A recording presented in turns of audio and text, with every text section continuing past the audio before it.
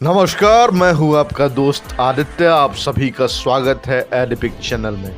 आज हम बात करने जा रहे हैं अघोरियों के बारे में कि अघोरी क्या खाते हैं, कहाँ रहते हैं, कैसे होता है इनका जीवन। आइए समझते हैं अघोरियों की रहस्यमयी दुनिया के बारे में। अघोरी मृत्यु को अंतिम सत्य मानते हैं, इसलिए वो शमशान घाट पर साधना करते हैं। ये भगवान शिव को महाकाल के रूप में पूजते हैं और उनका मानना है भोलेनाथ ही सृष्टि के सृजन, पालन और संहार के मुख्य देवता हैं। अघोरी साधुओं को केवल खतरनाक नहीं, बेहद खतरनाक माना जाता है। अघोरियों का जीवन मृत्यु के बंधन से अलग होकर शमशान भूमि में जीवन बिताना और तपस्या करना होता है। अघोरी तंत्र साधना भी करते हैं जो उन्हें अन्य साधु से अलग बनाता है। अघोरी बनने के लिए व्यक्ति को कठिन परीक्षाओं से गुजरना पड़ता है। अघोरी भगवान शिव के भक्त होते हैं और जीवन, मृत्यु, पवित्र और अशुद्धि जैसे सामाजिक मान्यताओं से अलग रहकर साधना करते हैं। अघोर पंथ का उद्देश्य मोक्ष प्राप्त करना और सांसारिक मोह माया से मुक्त होना है।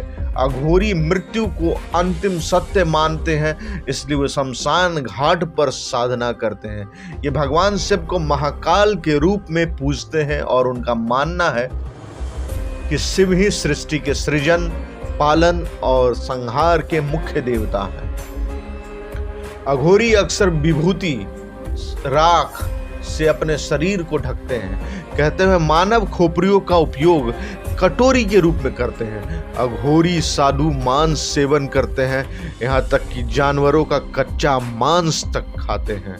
अघोरियों का ज्ञान किताबों से नहीं बल्कि गुरु की सेवा और उन्हें समर्पण से मिलता है। एक शिष्य को दीक्षा देने से पहले उसे 3 सालों तक आश्रम में सेवा करनी होती है।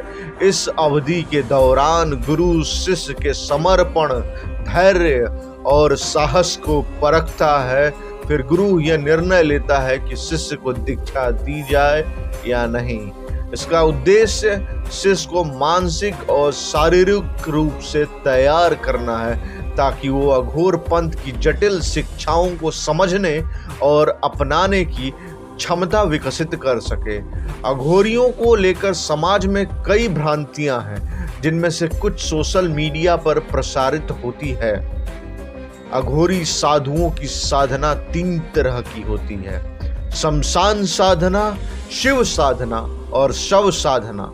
अघोरी शमशान घाटों में साधना करते हैं। शमशान साधना मानसिक और आत्मिक शांति के लिए करते हैं। इस साधना में अघोरी शमशान में बैठकर ध्यान करते हैं। शिव साधना भी शिव जी की आराधना का एक रूप है, जिसमें अघोरी शिव को परम चेतना और ब्रह्मांड के रचयिता के रूप में मानते हैं।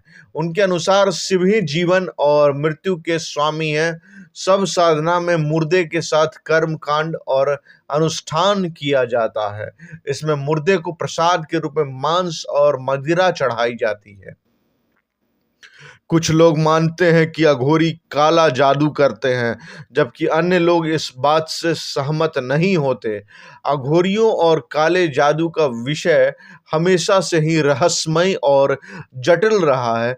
काला जादू एक ऐसा तंत्र माना जाता है जिसका इस्तेमाल किसी को नुकसान पहुंचाने या अपनी इच्छाओं को पूरा करने के लिए किया जाता है।